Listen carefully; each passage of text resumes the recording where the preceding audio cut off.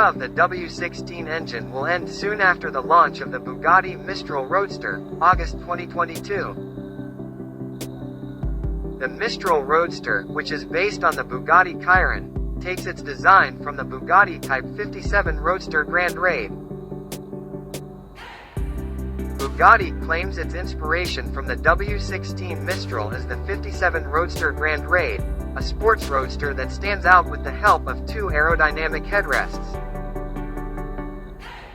The black and yellow combination that Bugatti has used for the vehicle pictured takes inspiration from the 57 Roadster Grand Raid you see. The shape of the Type 57 Roadster can be seen from the curved windshield of the Mistral. Apart from that, two air scoops are also installed at the top, which are responsible for cooling the 8000cc quad-turbo W16 engine. In addition, if you look at this Mistral, it's like mixing the Bugatti Divo and Voiture Noire designs. For example, the headlamp is similar to that of Voiture Noire, but the front hood is similar to the Divo.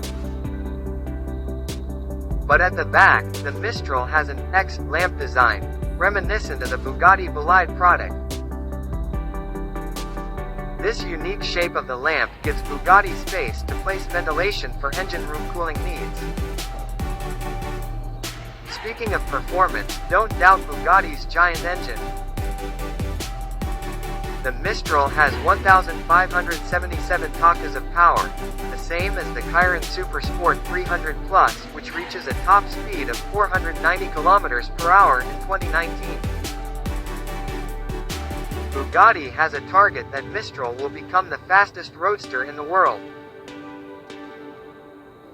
Given that Bugatti previously had a Veyron 16.4 Grand Sport Vitesse, GSV, which had a top speed of 408 km/h in 2013.